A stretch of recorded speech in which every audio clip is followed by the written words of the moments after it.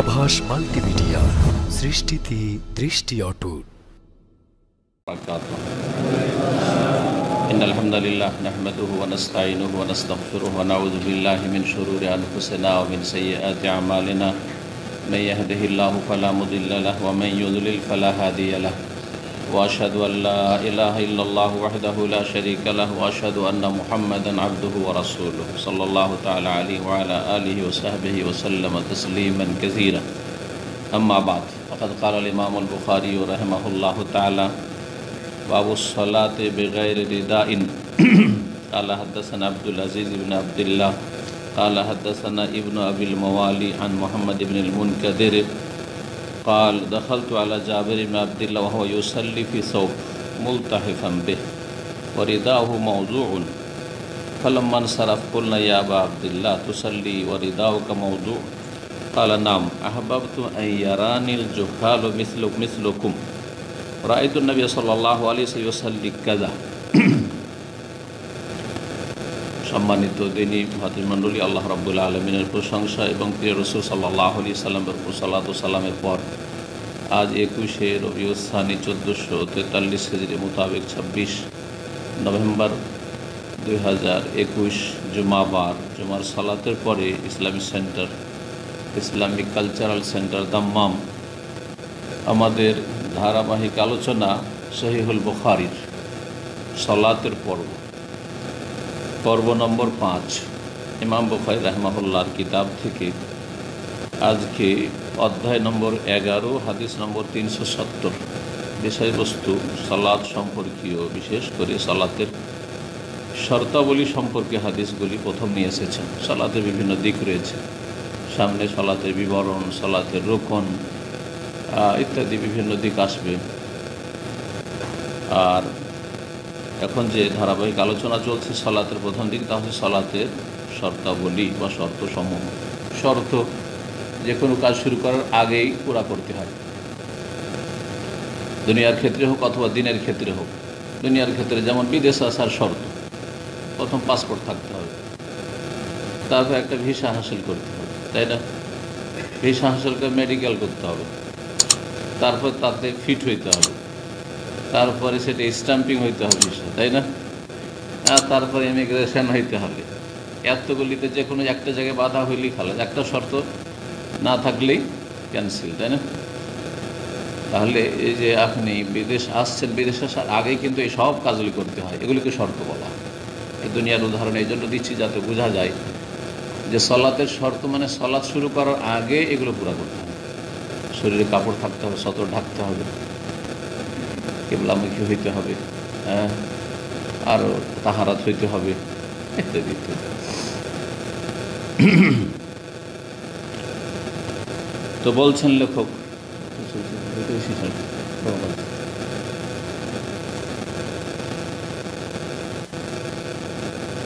বলছেন ইমাম বুখারী রাহমাতুল্লাহি আলাইহি বাবুস সালাতি বিগাইরি রিদাইন, এই অধ্যায় হচ্ছে বিনা চাদরে সালাত আদায় করা সম্পর্কে। চাদর নাই, একটি শুধু কাপড় আছে, এজার, আর সেটাকে শরীরে জড়িয়ে নিয়ে কেউ যদি সালাত আদায় করে সালাত হবে কি না। যদি এর আগে আলোচনা হয়েছে বিষয়গুলি বিভিন্নভাবে বিভিন্ন দিক নিয়ে, আর হাদিসগুলো এসেছে।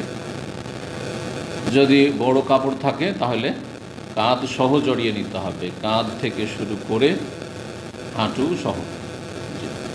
আর যদি কাপড় ছোট হয় আর একটি কাপড় শুধু আছে, দুটি নেই, তাহলে কমপক্ষে নাভি সহ, এদিকে কি বলছে হাঁটু সহ, নাভি থেকে মানে নাভি সামিল হবে, ঢাকা থাকবে, নাভিও ঢাকা থাকবে আর হাঁটুও ঢাকা থাকবে। এতটুকু ঢাকলে হবে যার সংকীর্ণ কাপড় আছে, ছোট কাপড় আছে। কিন্তু দুটো কাপড় যদি থাকে আর একটি কাপড়ে হয়তো নিচের দিক ঢাকবে, কাঁধ ঢাকবে না, কাঁধ ঢাকলে এদিকে রান খুলে যাবে, তাহলে নিচের দিক ঢাকার পরে আর একটা কাপড় কাঁধে দিতে হবে, যেমন লুঙ্গি আর গামছা। সহজ ভাষায় লুঙ্গি আর গামছা, অথবা লুঙ্গি এবং গেঞ্জি, সে হাফ গেঞ্জি হোক অথবা ফুল গেঞ্জি হোক। সেন্টু গেঞ্জি না, সেন্টু গেঞ্জিতে কাঁধ ঢাকে না, শুধু সেন্টু গেঞ্জি পরে আছে, তাহলে কাঁধ খোলা আছে।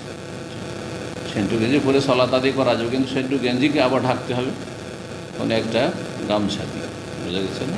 সেন্টু গেঞ্জি পরা হারাম নয়, কিন্তু কথা সেন্টু গেঞ্জি দিয়ে কাঁধ ঢাকে না, সুতরাং সালাতের শর্ত পুরা হয় না বা সালাতের ওয়াজিব পুরা হয় না। শর্ত হচ্ছে নাভি থেকে নিয়ে হাঁটু পর্যন্ত ঢাকা, আর কাঁধ ঢাকা শর্ত নয়। ওয়াজিব কি না এই নিয়ে ইখতিলাফ রয়েছে ফুকাহাদের। একদল বলছেন যে ওয়াজিব কাঁধ ঢাকা, কাপড় থাকলে ওয়াজিব, আর একদল বলছে যে যদি হ্যাঁ এমন ওয়াজিব বা এমন ফরজ যেতে যদি কেউ কাঁধ না ঢাকে সালাত হবে না। আর একদল বলছেন না, সালাত হয়ে যাবে, কিন্তু সে নিষিদ্ধ কাজ করবে।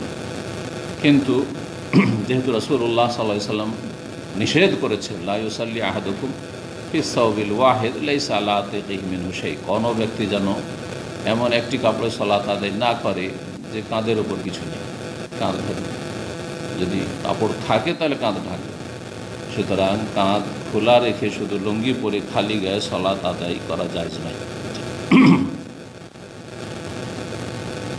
তো বিনা চাদরে সালাত আদায় করা।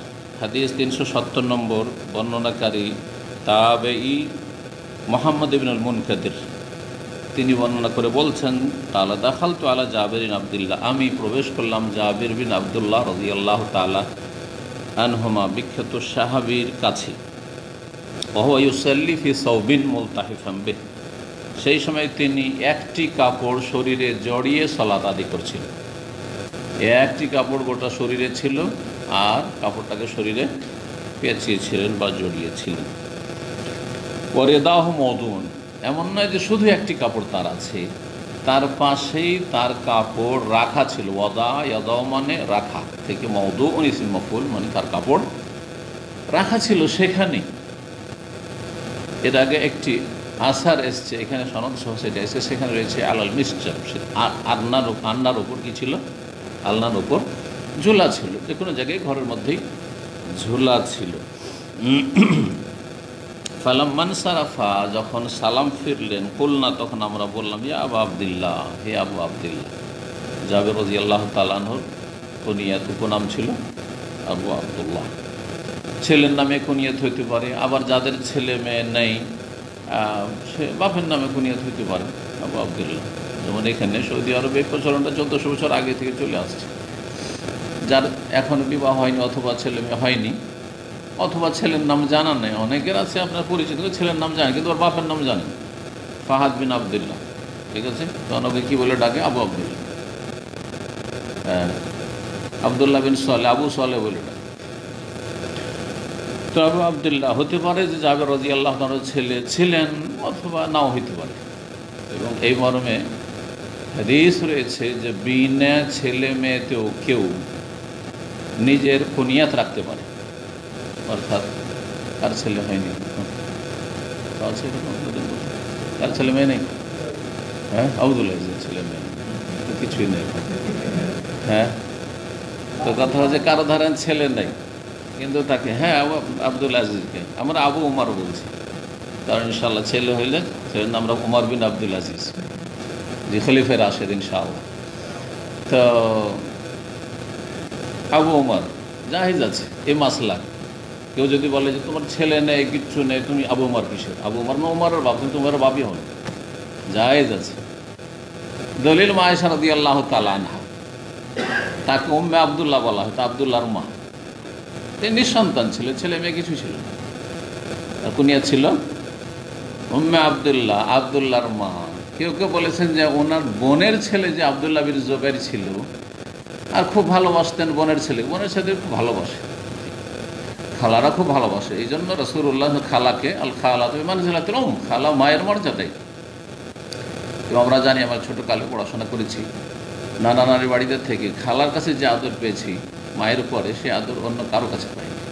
সবসময় খোঁজ নিয়ে খেয়েছি না খেয়েছি, সবসময় খবর নিয়েছি। জি সুবহানাল্লাহ। তো জাযাহুমুল্লাহ খায়র, যারা তারা বেঁচে আছেন আল্লাহ তাদের ভালো করুন, এবং যারা দুনিয়া থেকে চলে গেছেন সব মা খালা তাদের আল্লাহ রহম করুন। তো কি বলছিলাম, হ্যাঁ, আয়েশা রাদিয়াল্লাহু তাআলা আনহাকে ডাকতেন উম্মে আব্দুল্লাহ বলে। এমনিতে ডাকা জায়েজ আছে, কারো ছেলে মেয়ে থাকা না থাকে এই কুনিয়ত দিয়ে, আব্দুল্লাহর মা, আব্দুল্লাহর বাপ এই বলে অথবা বোনের ছেলে ছিল তার নামে কুনিয়তি উম্মে আব্দুল্লাহ, আব্দুল্লাহর মা বাবা।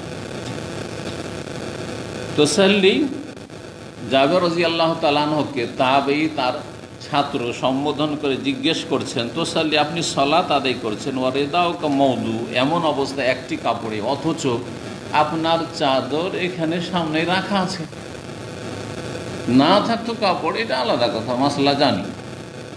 ওস্তাদকে বলছেন, তাহলে বোঝাচ্ছে কোনো সংশয় হইলে যদি বুঝতে না পারেন তো ওস্তাদকে জিজ্ঞাসা করা যেতে পারে আদবের সাথে। এইরকম সংশয় নিরসন করা জরুরি, না হলে ভুল বুঝে থেকে যাবেন, ভুল বুঝে থেকে যাবেন। এটা কেমন কথা হইলো? কাপড় আছে সামনে চাদর, আর তিনি একটি কাপড় শরীরে জড়িয়ে সালাত আদায় করছেন। আবার কাপড়টি কিন্তু লম্বা ছিল, সেই কাপড় এমন ছিল না যে কাঁধ ঢাকা ছিল না, শুধু এই কোমর থেকে শুরু করে নাভি থেকে হাঁটু ছিল এমন কাপড়, এখান থেকে কাঁধ থেকে একবারে হাঁটু পর্যন্ত ঢাকা ছিল একটি চাদরে বা একটি কাপড়ে, লম্বা কাপড়ে, আর একটা চাদর রাখা ছিল।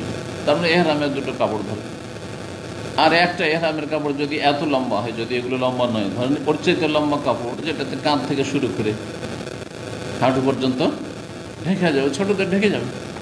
বড় এহরামের কাপড়গুলি ছোটদের ঢেকে যাবে, বা বড় যে বাংলাদেশের লুঙ্গি সেগুলি যদি এই কাঁধের সাথে জড়িয়ে না হয় তাহলে কি হবে?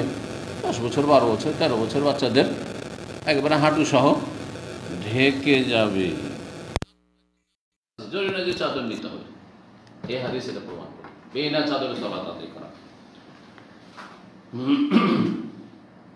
বলছেন যে আপনি এভাবে সালাত আদায় করছেন, অথচ আপনার চাদর এখানে রাখা আছে। কালার নাম, হ্যাঁ আমি জানি যে এখানে চাদর রাখা আছে। আহবাবতু আন ইয়ারানিল জুহালু মিসলুকুম, আমি এইভাবে সালাত এই জন্য আদায় করলাম যে আমি পছন্দ করি। আহবাবতু মানে আমি ভালোবাসি, আহাব্বা ইউহিব্বু থেকে আমি পছন্দ করি বা ভালোবাসি যে তোমাদের মতো অজ্ঞরা আমাকে দেখুক আর শিখুক, আমাকে দেখুক আর শিখুক। তাহলে ছাত্রদেরকে জাহেল বলা, অজ্ঞ বলা যায়। সাহাবী বলেছেন, আপনাদের কাউকে যদি বলেছেন আপনি একটা জাহেল, জীবনে আর আসমান ইসলাম সে এক জাহেল বলেছে, পুরো মান সম্মান চলে গেল, তাই না? বিশাল ব্যাপার। হ্যাঁ, আত্মমর্যাদা বোধ খুব বেশি, এলেম শেখার চাইতে অনেক বেশি গুরুত্ব। আমি অনেক বড়, আমি জাহেল পড়াই, না জানলো আমি আলম। হোটেলে বসে আর বুফিয়াতে বসে বাঙালি জাতি ফতোয়া দিতে পারে, ওর এলেম থাক আর না থাক। আমি তো হয়তো 15-20 বছর ধরে বসি না কোথাও হোটেলে, কিন্তু একসময় দেখেছি বুফিয়া, বাঙালি বুফিয়াতে অথবা হোটেলে চলে যান আর চুপচাপ বসে থাকে, চারিদিক থেকে শুধু ফতোয়া বর্ষণ হচ্ছে, ফতোয়া সব জাহেল মূর্খরা ফতোয়া দিচ্ছে। একজন বলছে জায়েজ, তারা বলছেন না জায়েজ। কিসের কেন জাহেল না জায়েজ হবে? এবার বলছে জায়েজ, না জায়েজ। তর্ক চলছে ধর্মের বিষয়, পেট থেকে একটা ইলম খুঁজে পাওয়া যাবে না, কিন্তু ফতোয়া ঠিকই খুঁজে পড়েছে।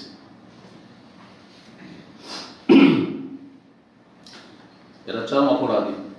ওয়ান তাকুলু আলাল্লাহি মা লা তা'লামুন, আল্লাহ সম্পর্কে, আল্লাহর দ্বীন সম্পর্কে না জেনে কথা বলা, এটা শিরকের সমতুল্য না। কারণ আপনি একটা জিনিসকে হালাল করে দিলেন অথচ হালাল নয়, একটা জিনিসকে হারাম করে দিলেন অথচ হারাম নয়, এটা হচ্ছে শিরক, এটা হচ্ছে কুফরের সমতুল্য গুনাহ। আল্লাহ কোরআনে কারীমে স্পষ্ট ভাষা বর্ণনা করেছেন একটি আয়াতে, যে 4টি কাবিরা করার কথা বর্ণনা করেছেন, তার মধ্যে শিরক আর এই না জেনে দ্বীন সম্পর্কে, ধর্ম সম্পর্কে কথা বলা, অনুমান ভিত্তিক কথা বলা, শুনে শুনে কথা বলা, কনফার্ম না হয়ে ইয়াকিনের সাথে না কথা, দলিল জানেন না, কিছু জানেন না, ফতোয়া দিচ্ছেন, খুঁটিনাটি বিষয়ে ঢুকছেন আর সোশ্যাল মিডিয়াতে লিখছেন, যে এগুলি শিরকের মতো কাবিরা গুনাহ। কিছু সহি আকীদার ভাইরা আছে, শিরক করে না, জীবনও মাজার পূজা করবে না, জীবনও পীর ধরবে না, মুরিদ হবে না, কিন্তু না জেনে ফতোয়া দিচ্ছে, না জেনে বিভিন্ন গ্রুপ খোলা আছে, ফতোয়া প্রশ্ন উত্তর গ্রুপ, আর ফতোয়া দিচ্ছে। মাশাআল্লাহ, কোনো এলেম নাই তাদের। সুন্নি মুসলমান, সুন্নি মুসলমান জানেন, ওই হিন্দু পুলিশ যাওয়াকে বলেছে শুনে শুনে মুসলমান, মানে শুনে শুনে ফতোয়া দিচ্ছে। আল্লাহ হেফাজত করুন।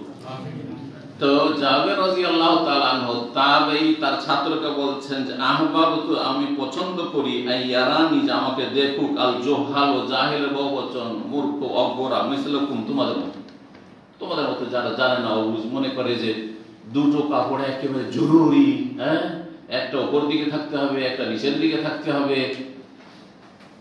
যেমন আজকাল অধিকাংশ মানুষ মনে করে যে জুব্বা, যদি শীতকালেরও জুব্বা থাকে কিছুই দেখা যাবে না ভিতরে, জুব্বার নিচে যদি কারো পায়জামা না থাকে, দেখো শুধু জুব্বায় নামাজ পড়ছে, ভিতরে কিছু নেই। বলবে না? বলবে না? অনেকে বলে ফেলবে, কিন্তু অনেকে বলে ফেলবে। হাফ প্যান্ট, আমার কাছে অনেকে বলেছে এরকম, হাফ প্যান্ট ও সৌদিরা জুব্বার নিচে হাফ প্যান্ট করে থাকে। যদি সাদা কাপড়ে থাকে আর একবারে ঝকঝক করে পরিষ্কার দেখা যাচ্ছে, আর সে আন্ডার প্যান্টটি হাঁটুর উপরে আছে, তাহলে আপত্তিকর, তাহলে ও রান দেখা যাচ্ছে। কিন্তু ধরেন রঙিন কাপড়ে আছে অথবা এমন মোটা কাপড়ে আছে, ভিতরে কিছুই দেখা যাচ্ছে না, আর সে হাফ প্যান্ট পরে আছে ভিতরে, অথবা কিছুই নেই, কিছুই দেখা যায় না, এই যে কাপড়ে, যেমন রঙিন কাপড়ে যে ভাইরা পরে আছে, জুব্বা রঙিন, ভিতরে পায়জামা থাক আর না থাক, এমনকি জাঙ্গিয়া থাক আর না থাক, অসুবিধা আছে?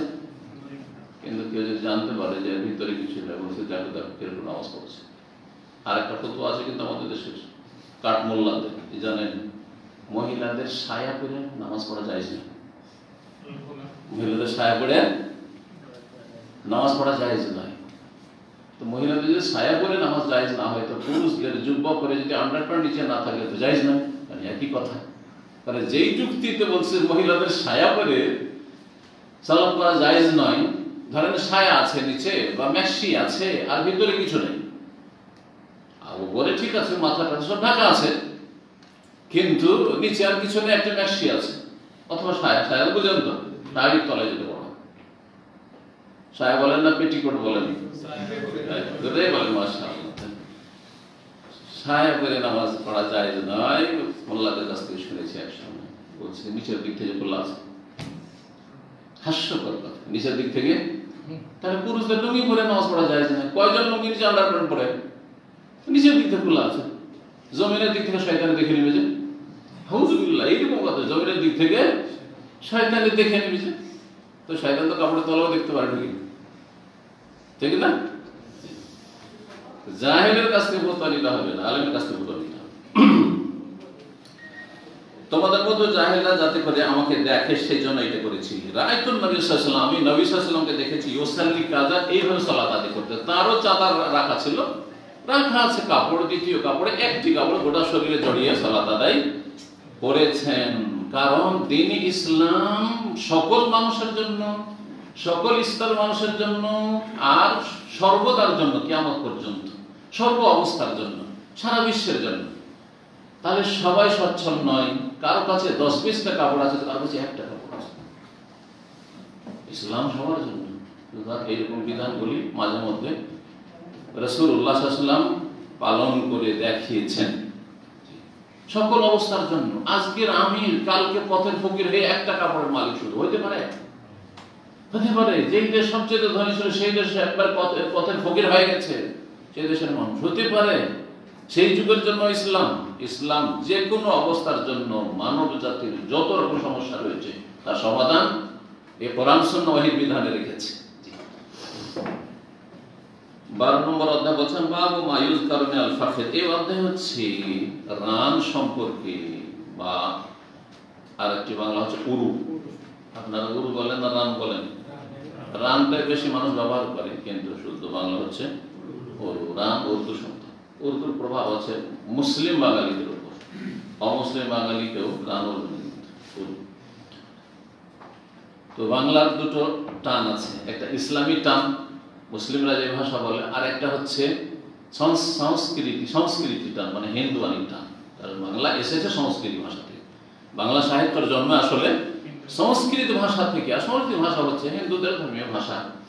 আর যার ফলে শুদ্ধ যে বাংলাগুলি, সেই বাংলাগুলি শুনতে খারাপ লাগে, ভালো লাগে না। জল শুনতে খারাপ লাগছে, মাসি পিসি শুনতে খারাপ লাগে না, কিন্তু খালা পুকু পানি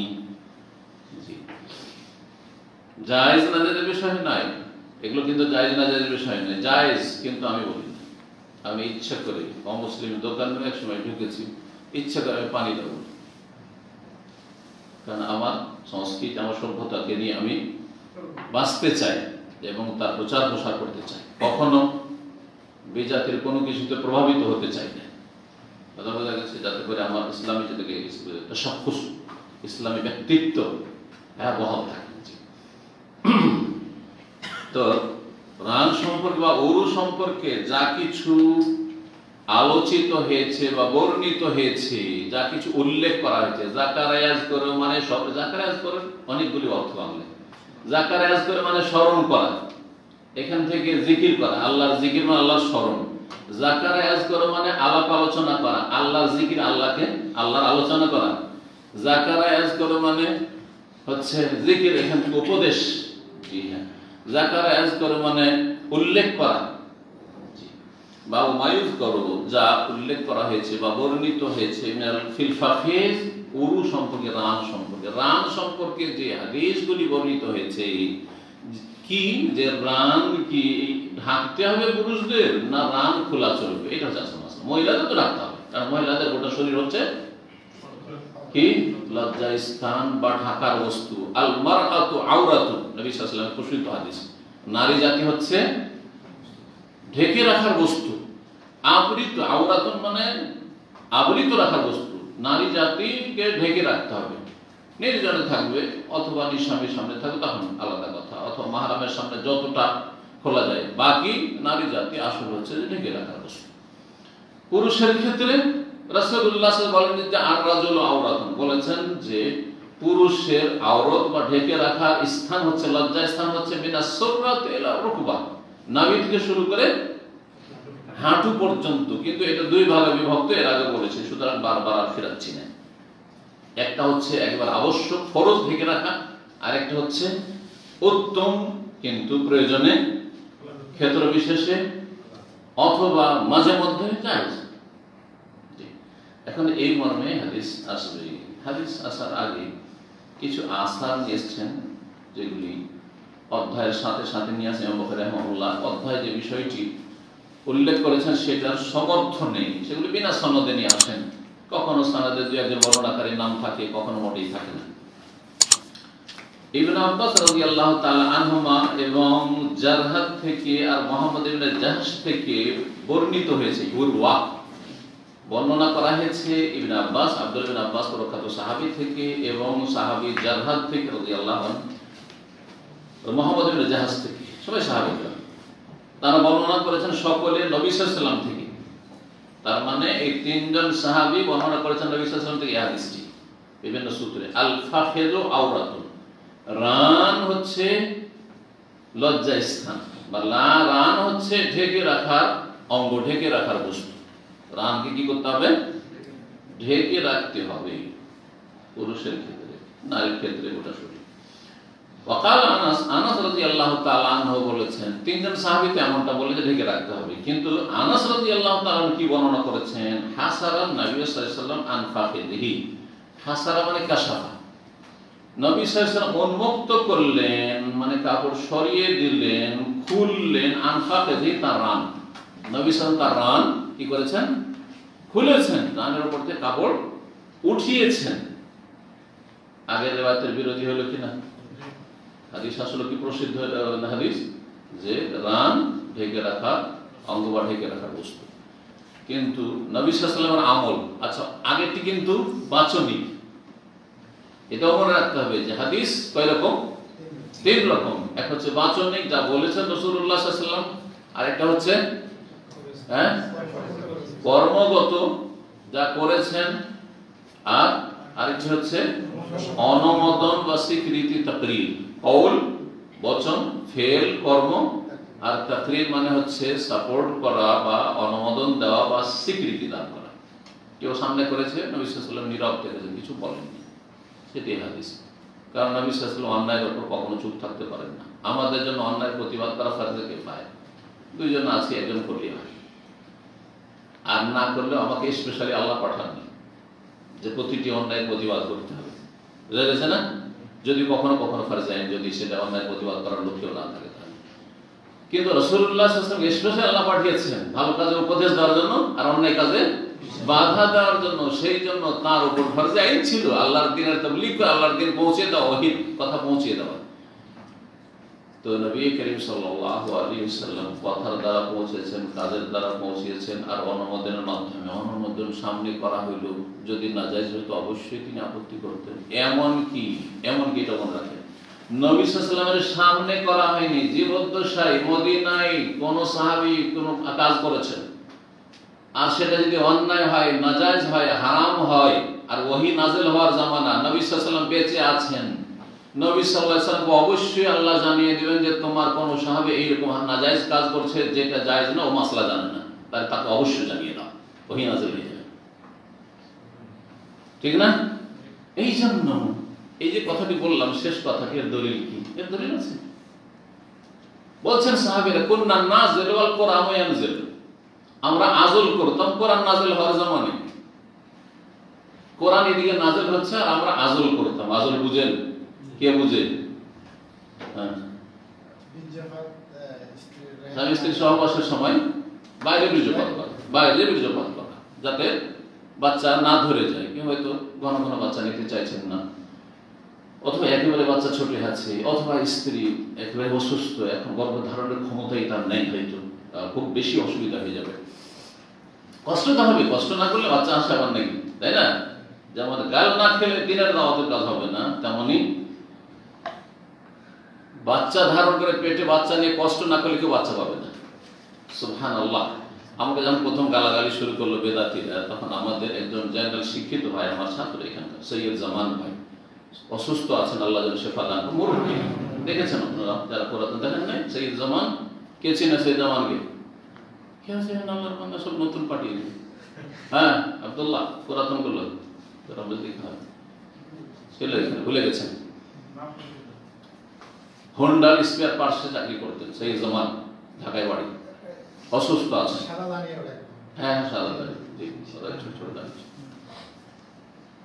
ও নিয়ে প্রথম যখন লোকজন গালাগালি বিভিন্ন জায়গা থেকে করে, তো ওরা জানতে পারেন, তখন এত ফেসবুক, এত লাফালাফি ছিল না, তারপরে বিভিন্ন সূত্রে গালাগালি গুলো মেসেজ অনেক সময় আসা। তো উনি আমাকে সান্ত্বনা দিয়েছেন। ইমাম আহমদ রাহিমাহুল্লাহকে যখন তিনি জেলে ছিলেন, তখন একজন চোর সান্ত্বনা দিয়েছিলেন, সুবহানাল্লাহ। বলছে, এই চোরের নসিহত উপদেশে আমার ঈমান আরো শক্ত হয়ে যায়। চোর যদি আমাকে সান্ত্বনা দিতে পারে যে আপনার জুলম হচ্ছে, আর তারপর অটল থাকেন, কারণ আপনি যদি ফসকে যান তো পুরো উম্মত গুমরাহ হয়ে যাবে। কোরআনকে মখলুক বলে যে সমস্ত জাহান্নামী হয়ে যাবে, একমাত্র আপনি ইমাম আহলে সুন্নাহ, আপনার দিকে সারা বিশ্ব তাকিয়ে আছে, ভয়ে কেউ বলতে পারেন না আপনি বলেছেন আপনার জুলম অত্যাচার চলছে। সুবহানাল্লাহ। চোরের নসিহতে কখনো হিদায়াত পাওয়া যেতে পারে। তো আমাকে এই নসিহত করেছেন ভালো মানুষ, মোটামুটি আমাদের ছাত্র, দীর্ঘদিনের এবং খুব বয়স্ক ছাত্র, দাড়ি সাদানো ছাত্র। তো তিনি বলেছিলেন যে শেখ, একটাই কথা, বাচ্চা নিলে কষ্ট করতে হবে, বাচ্চা নিলে কষ্ট করতে হবে। আমি বুঝে গেলাম, বোঝা গেছে? জি। সুতরাং দিনের কাজ, দাওয়াতি কাজ করলে আর মানুষের উপকার হোক, মানুষ সঠিক রাস্তা জানুক, হক কথা জানে না মানুষ, সবুজ হয়ে আছে, বিভ্রান্ত হয়ে রয়েছে, এই বাচ্চা ফলাফল নিলে, বাচ্চা হচ্ছে ফলাফল, রেজাল্ট। তো যদি আপনি দাওয়াতি ময়দানে ফলাফল চান, তাহলে কি করতে হবে? গাল খাওয়ার কষ্ট নিতে হবে, গাল খাওয়ার কষ্ট নিতে হবে। খালি মিষ্টি মিষ্টি সুন্নাত, মিষ্টি মিষ্টি সুন্নাত, আর ভাই ঠিক আছে, আপনারটাও ঠিক, ওটাও ঠিক, হ্যাঁ, যেখানে ইচ্ছে সেখানে বাঁধেন, বুকের উপরেও বাঁধে, নয় পেটের উপরে বাঁধে, নয় নাভির নিচে বাঁধে, নয় ছেড়ে, সবটাই ঠিক, কেউ বাঁধবে না। মালিকিও রাজি, এরে আমাদেরটা ঠিক বলেছে, শিয়ারাও রাজি, বোঝা যাচ্ছে। আমরা শিয়া শুনি না, সব ভাই ভাই বলেছেন বাংলাদেশ বক্তা। আল্লাহ ওদেরকে শাস্তি দিয়েছে যারা এবার জাতি বিভ্রান্ত করেছে। সবাই খুশি, শিয়া ইরানিও খুশি, শিয়া রাফেজি সাহাবায়ে কেরামদের দুশমনও খুশি, আর জামাতি ইখওয়ানি সবাই খুশি, একমাত্র পশ্চিমে হকপন্থী সালাফিরা খুশি না। এতে যায় আসে, কিছুই করতে পারবে সালাফি, দাদা বোঝা গেছে। নাস্তিকরাও খুশি, সবটাই ঠিক। ভাই ভাই, মুসলিম ভাই ভাই, আরে মুসলিম হবে তাহলে তো ঈমান ভঙ্গ করে দেওয়ার মুসলিম থাকে নাকি? সাহাবায়ে কেরামদেরকে জাহান্নামী বলে আবার মুসলিম থাকে নাকি? কোরআন সার্টিফিকেট দিচ্ছে যে জান্নাতি, আর ও জাহান্নামী, তারপর মুসলিম থাকে নাকি? আবার ভাই কি করে হয়? ইন্নামাল মুমিনুনা ইখওয়া, মুমিন ভাই, মুশরিক কি করে ভাই হতে পারে? যারা ইয়া আলী ইয়া হুসাইন করে, ইয়া গাউস করে, তারা মুসলিম কি করে হতে পারে? মুসলিম ভাই ভাই বলে দিল হয়ে গেল। ওযু নষ্ট হয় আর আপনার ঈমান নষ্ট হয় না? সালাত নষ্ট হয়ে যায়, ঈমান নষ্ট হয় না, ইসলাম নষ্ট হয় না। সালাত বিনষ্টকারী, এটা করলে সালাত নষ্ট হয়ে যাবে, নামাজ নষ্ট হয়ে যাবে, এটা করলে ওযু ভঙ্গ হয়ে যাবে, নাক দিয়ে রক্ত পড়লে ওযু ভঙ্গ হয়ে যাবে, হানফি মজা কথা বোঝা গেছে। দাঁত দিয়ে বেশি দাঁত দিয়ে রক্ত পড়ে গেল, বমি হয়ে গেল, মুখ ভরা বমি হয়ে গেল, ওযু নষ্ট হয়ে যাবে, এইসব ভিত্তিহীন ফতোয়া যদি থাকে, এগুলোও জানেন যে কিসে ওযু নষ্ট হয়, ভুলটাও জানেন, সহিটাও জানেন, কিন্তু ঈমান কিসে নষ্ট হয় কিচ্ছু জানেন না। এই হলো আমার জাতি। না, এটা হইলে হবে না। আগে ঈমান কিসে নষ্ট হয়ে জানতে হবে, তারপরে ওযু কিসে নষ্ট হয়, তারপরে সালাত নামাজ কিসে নষ্ট হয়ে জানতে হবে। তো কি বলছিলাম এতদূর গেলাম বলতে গিয়ে, হ্যাঁ, রাসূলুল্লাহ সাল্লাল্লাহু আলাইহি ওয়াসাল্লাম এর জামানায় সাহাবীরা বলছেন কুননা নাযিলু, আমরা আযল করতাম, আর কোরআনের দিকে নাযিল হচ্ছে, সুতরাং জায়েজ। ওনার বলার উদ্দেশ্য কি? সুতরাং আযল করা জায়েজ, যদি এই ক্ষেত্রে একটা শর্ত আছে যে স্ত্রী সম্মতি, এটা কিন্তু কথা হচ্ছে যে জায়েজ কিভাবে জায়েজ হলো? যদি নাজায়েজ হতো, এখানে এই কথা আছে, যদি নাজায়েজ হতো, কোরআন নাযিল হচ্ছে, নবী সাল্লাল্লাহু আলাইহি ওয়াসাল্লাম নয় ঘরের খবর জানছেন যে কে ঘরে কি করছে না করছে সহবাসের সময়, হ্যাঁ, বীর্যপাত বাইরে করছে না ভিতরে করছে কে জানছেন না, কিন্তু আল্লাহ তো জানছেন। তা আল্লাহ নবীকে জানিয়ে দেবেন তোমার সাহাবীরা কিন্তু ঘরে ঘরে এরকম নাজায়েজ কাজ করছে, নিষেধ করো, বলতেন না বলতেন না? যখন কোরআনে বলা হয়নি, নিষেধ করা হয়নি, একটি হাদিসও বলা হয়নি, তাহলে বোঝা গেল যে প্রয়োজনে জায়েজ। তবে বাচ্চা নিতে হবে, বাচ্চা বেশি বেশি নেওয়ার ফজিলত রয়েছে। কোনো যদি শারঈ ওজন না থাকে, স্বাস্থ্যগত ওজন না থাকে, তাহলে বেশি বেশি বাচ্চা নিতে হবে। যত বেশি ছেলে মেয়ে নেবে তত বেশি বরকত হবে, আর যত বেশি এই ক্ষেত্রে কৃপণতা করবে আল্লাহ ওইরকম মুষ্টি বেঁধে দেবেন। আল্লাহ দেখবেন যে তোর তো বেশি প্রয়োজন নেই, কারণ তো তোর দুটো ছেলে, আর তুই তো ছেলে মেয়ে চাস না, সুতরাং তোকে রুজিও দিব না, তোকে অশান্তিতে রাখবো, তোকে বালা মুসিবতে রাখবো। অধিকাংশ দেখবেন যারা একটা দুটা বাচ্চা নিয়ে বন্ধ করে দিয়েছে, তারা কেউ প্রেশার মুক্ত না, কেউ সুগার মুক্ত না, আর তারা কেউ সুস্থ না, ইল্লা মাশাআল্লাহ। ইল্লা মাশাআল্লাহ শতকরা একটা পাবেন কিনা, আমি যতগুলো জানিয়েছি। তো নবী করিম সাল্লাল্লাহু আলাইহি ওয়াসাল্লাম কি করলেন? হাসান ফাখিযিহি, নবী সাল্লাল্লাহু আলাইহি ওয়াসাল্লাম নিজের রান খুললেন একবার। আনাস রাদিয়াল্লাহু তাআলা, আনাস খাদেম, দেখেন যারা সবচেয়ে বেশি ঘনিষ্ঠ এই বিষয়গুলি জানতে পারে, দূরের লোক জানতে পারে না।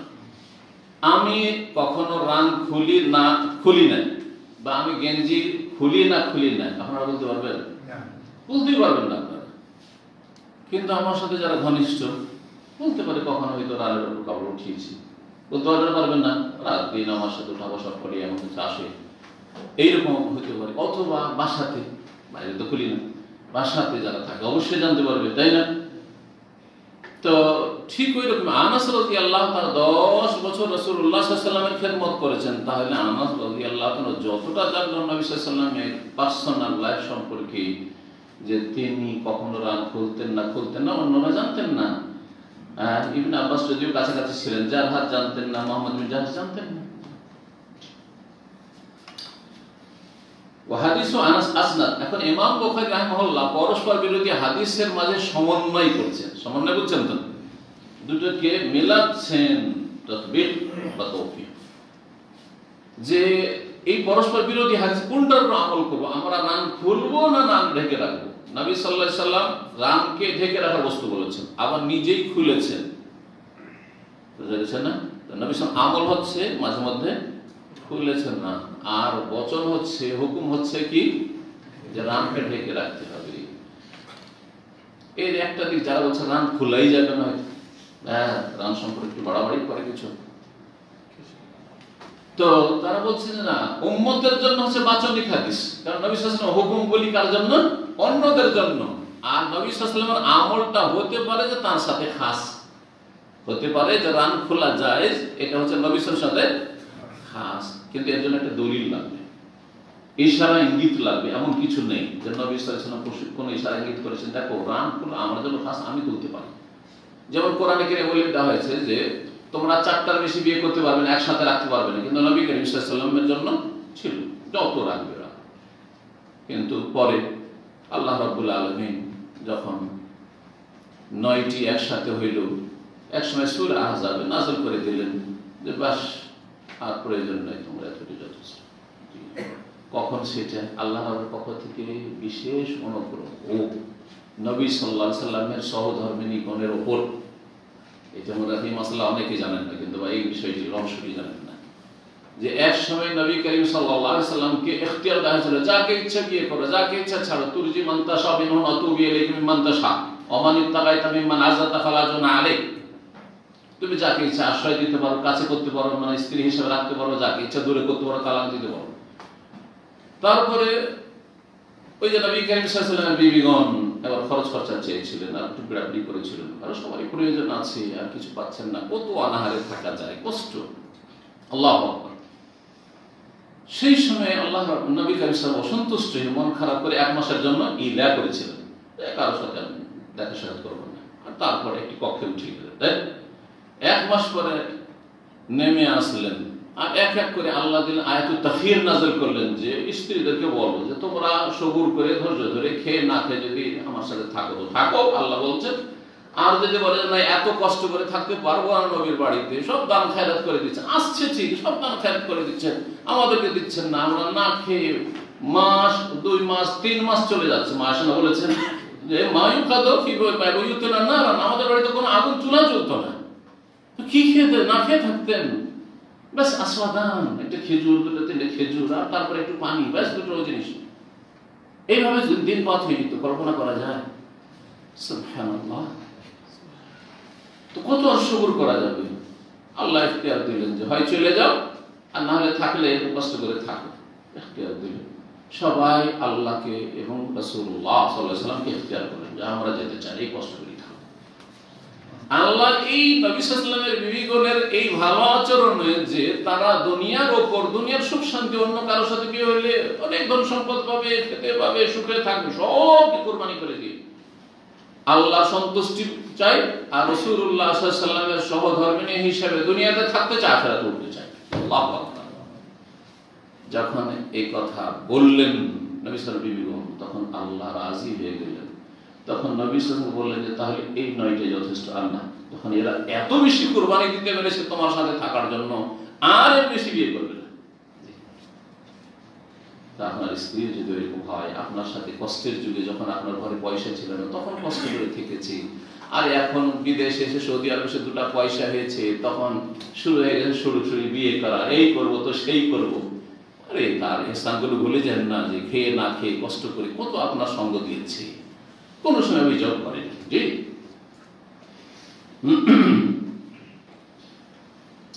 তো এখন সমন্বয় করছেন কি? ইমাম বুখারী রাহিমাহুল্লাহ। তাহলে বাচনিক আর কর্মগত সমন্বয় না, যে নবীর সাথে খাস খাস হওয়ার কোনো দলিল নাই।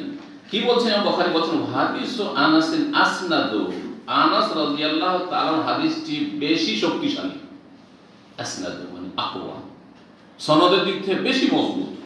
ও হাদিসু জারহাদ আহওয়াতু, তো আর জারহাদের বর্ণিত হাদিস, মুহাম্মদ বিন জাহশের বর্ণিত হাদিস, ইবনে আব্বাস রাদিয়াল্লাহু তাআলা আনহুর বর্ণিত হাদিস হচ্ছে অধিক সতর্কতা, অধিক সতর্কতা।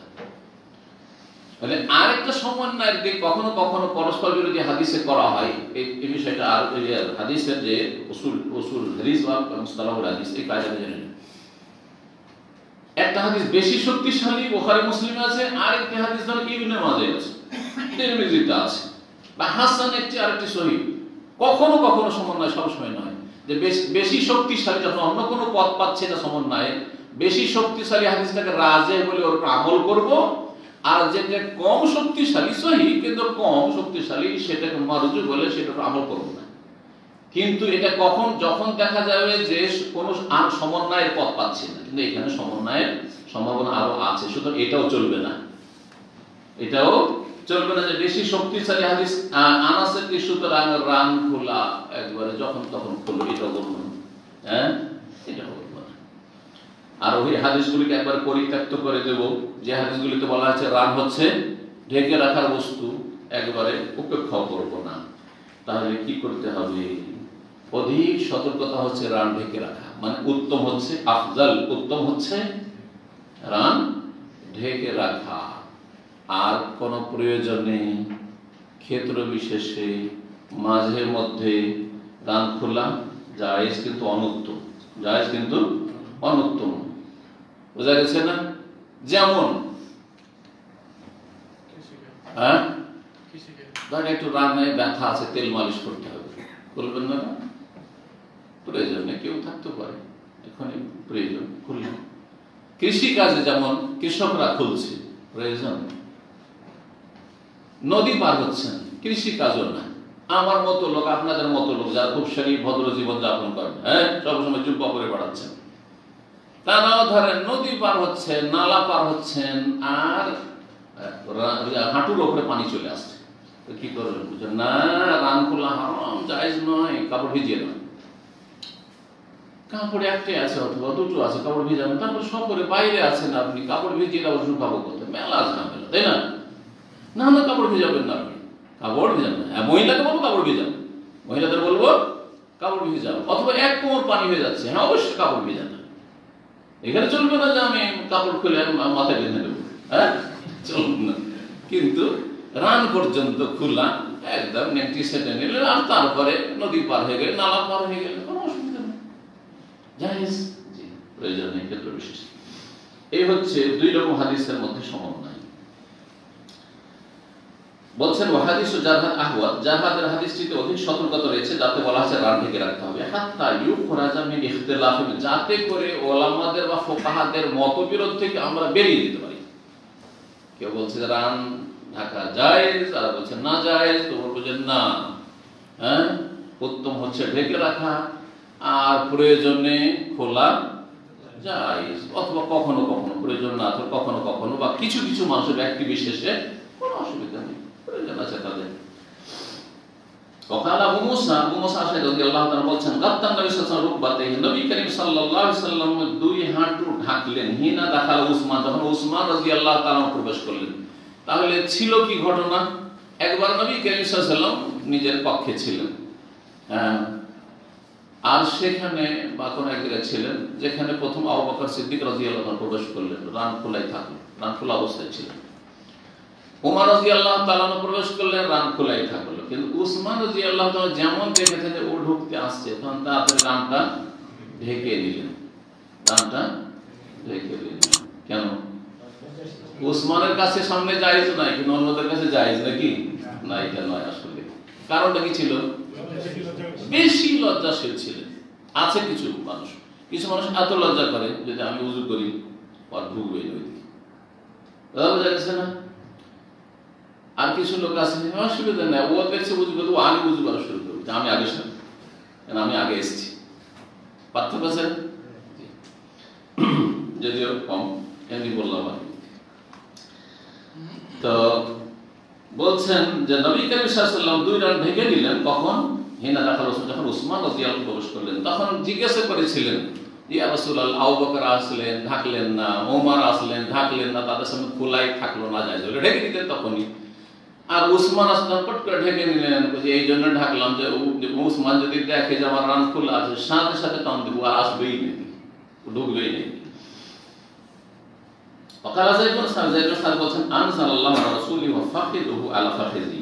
আরেকটি আনসার যায়েদ বিন সাবিত ওহী লিখতেন রাদিয়াল্লাহু তাআলা, বলছেন আল্লাহ রাব্বুল আলামিন রাসূলুল্লাহ সাল্লাল্লাহু আলাইহি ওয়াসাল্লাম ওহী নাযিল করলেন এক সময়, ওয়া ফাখিদুহু আলা ফাখিযি, সেই সময় রাসূলুল্লাহ সাল্লাল্লাহু আলাইহি ওয়াসাল্লাম আমার রানের উপর ছিল, পাশাপাশি বসেছিলেন, আর রানের উপর কি ছিল? রান ছিল।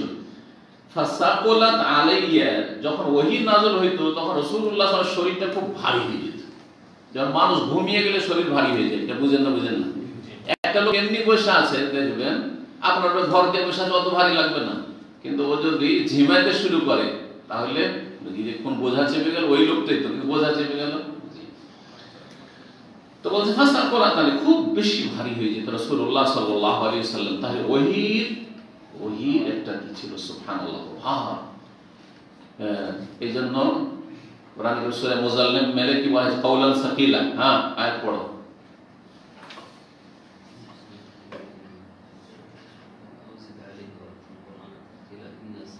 ইন্না সানুলকি আলাইকা কাওলান সাকিলা, হে নবী আমি অচিরেই বা শীঘ্রই বা নিশ্চিত, সিনের এই সবগুলি অর্থ হয় তোমার প্রতি নিক্ষেপ করব বা নাযিল করব কাওলান সাকিলা, বড় ভারী বাণী, সাকিলা বড় ভারী বাণী। জি, ভারী সব দিক থেকে, বিধিবিধানের দিক থেকেও, মর্যাদার দিক থেকেও, এবং যেই সময় নাযিল হতো সেই সময় নবী করিম সাল্লাল্লাহু আলাইহি ওয়াসাল্লামের উপর বিশেষ প্রভাব পড়তো। ফাসাকুলা, তাহলে আমার উপর খুব ভারী হয়ে গেল। হাত্তা খিফতু, আমার এমন আশঙ্কা হলো, আনতুরাদ্দা ফাখিজি, যে আমার রান মনে হয় ভেঙে চুরমার হয়ে যাবে। আল্লাহু আকবার, কত ভারী হয়ে গেছে। তো সেই সময় তাহলে রাসূলুল্লাহ সাল্লাল্লাহু আলাইহি ওয়াসাল্লাম কি ছিল? রান খোলা ছিল। রানের উপর রান, মানে রান খোলা ছিল। জি, সামান্য কি বুঝলেন? বুঝে গেছেন? তাহলে রান করে যাবে খোলা জায়েজ, কিন্তু অনুত্তম, হারাম নয়, নাজায়েজ নয়। 371 নম্বর হাদিস, লম্বা হাদিস রয়েছে। আনাস রাদিয়াল্লাহু তাআলা বর্ণিত রাসূলুল্লাহ সাল্লাল্লাহু আলাইহি ওয়াসাল্লামের এই খায়বারের যুদ্ধ সম্পর্কে বলছেন আনাস, যে আন্না রাসূলুল্লাহ গাজা খায়বার, রাসূলুল্লাহ খায়বারের যুদ্ধ করলেন। ফাসাল্লাইনা ইনদাহা সালাতাল গাদা বিগালাসিন, আমরা খায়বারের কাছাকাছি গিয়ে ভোরের বা ফজরের সালাত আদায় করলাম। বিগালাসিন, ভোরের অন্ধকারে। ভোরের অন্ধকার, ভোরের অন্ধকার আছে যেমন সৌদি আরবে বা আহলে হাদিস মসজিদগুলোতে সালাত হয়, এটা হচ্ছে সুন্নতি সালাত আউয়াল ওয়াক্তে। ফজর হয়ে গেছে, শুভ সাদেক হয়েছে, পূর্ব আকাশ ফর্সা হয়েছে, কিন্তু পৃথিবী কি আছে? অনেকটা অন্ধকার হয়ে আছে। পক্ষান্তরে হানাফিরা একবার ইসফার করে, ফর্সা করে সূর্য উঠতে যাচ্ছে, তার আধা ঘন্টা 15 মিনিট 20 মিনিট আগে সালাত আদায় করে, যেটা অনুত্তম, যেটা মানুষ নিরুপায়, যে ব্যক্তি উঠতে পারে, জাগতে পারে, তার জন্য অক্ত, কিন্তু স্বেচ্ছায় জাগতে পারবে তারপরে এইভাবে সালাত আদায় করা ঠিক নয়। জি, সুন্নতের খেলাফ, সেই সুন্নাত খেলাফ।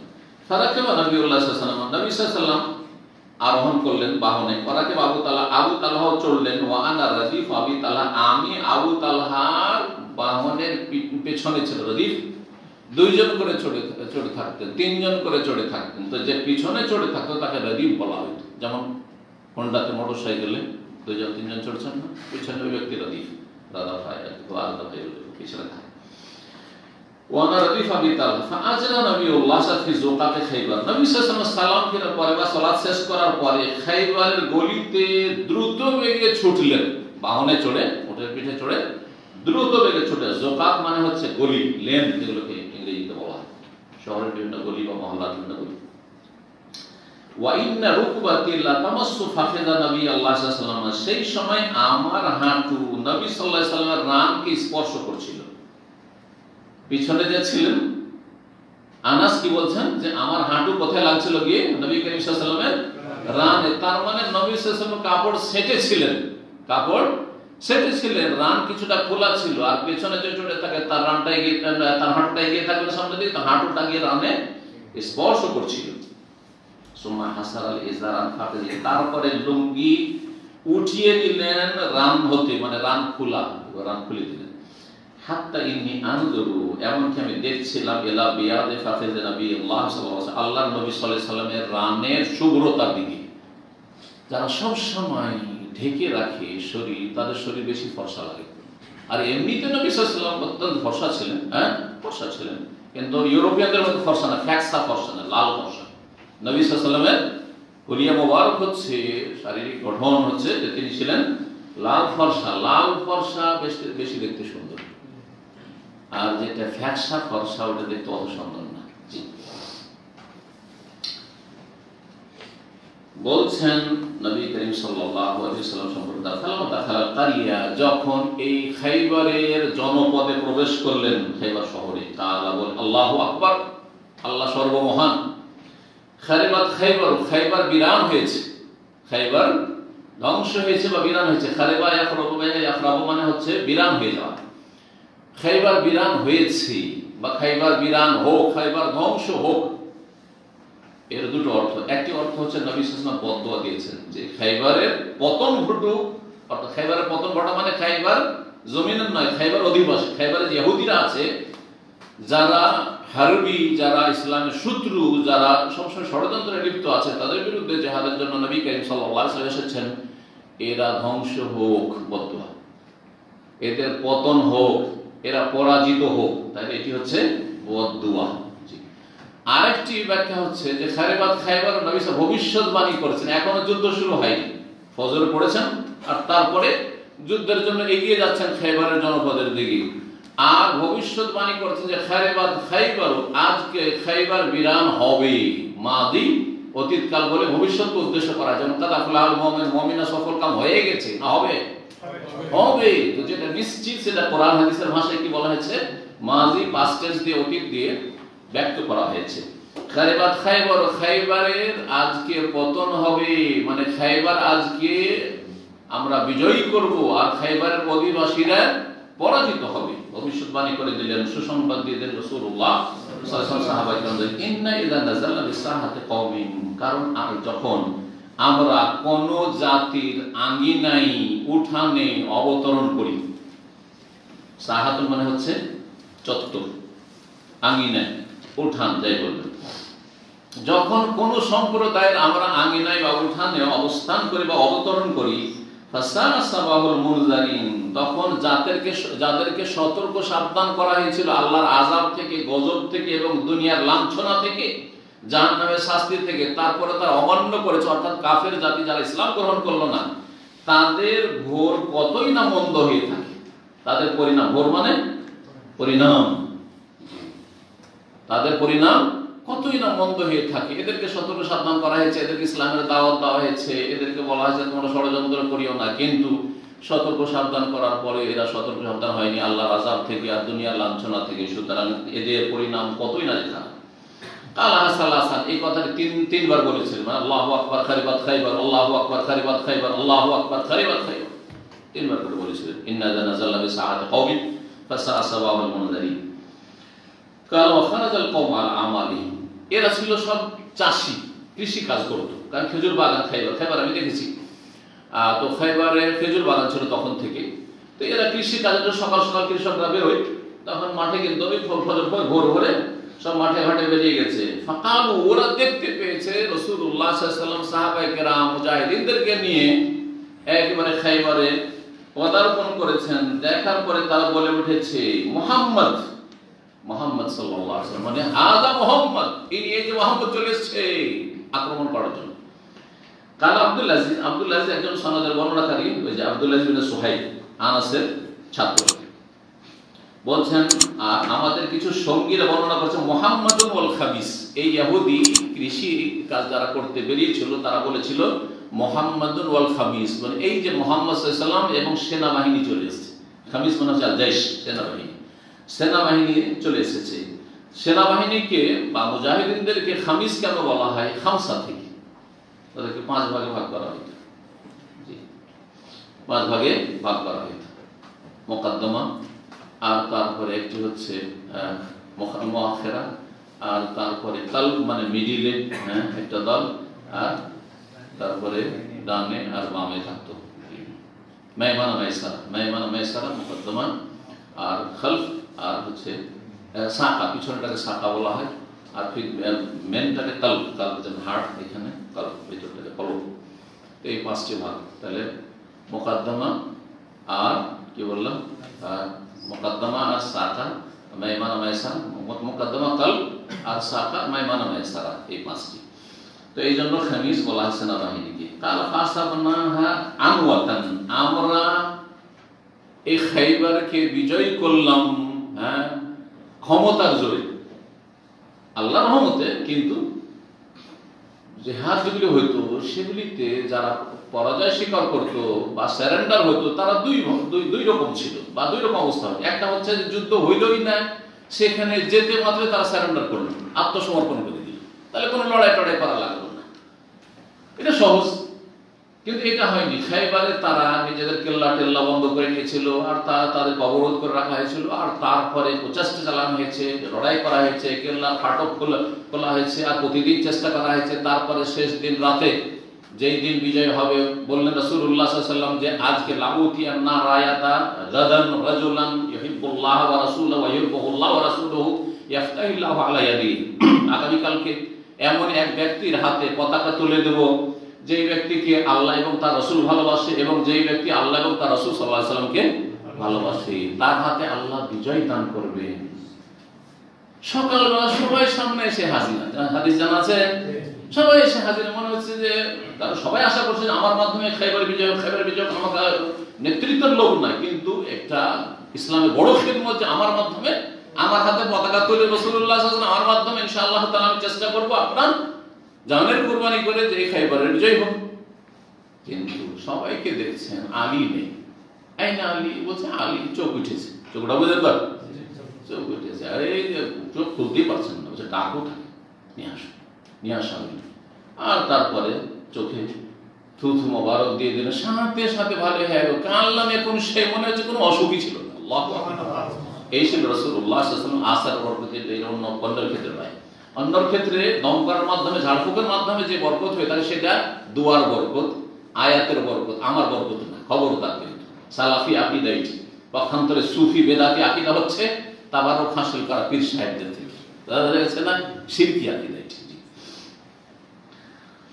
তো বলছেন যে আমরা কি করলাম, ক্ষমতার বলে, মানে আমরা যুদ্ধ করার পরে এই খাইবার বিজয় করলাম। তারপরে সেখানকার বন্দীদেরকে একত্রিত করা হলো, তার মানে অনেককে বন্দী করা হলো। ফাজা দেহিয়া, তো দেহিয়া আল কালবি, যার সুরত ধরে, আকার ধরে জিবরাইল আলাইহিস সালাম মাঝে মাঝে মানুষের রূপে আসতেন রাসূলুল্লাহ সাল্লাল্লাহু আলাইহি ওয়াসাল্লামের কাছে ওহী নিয়ে।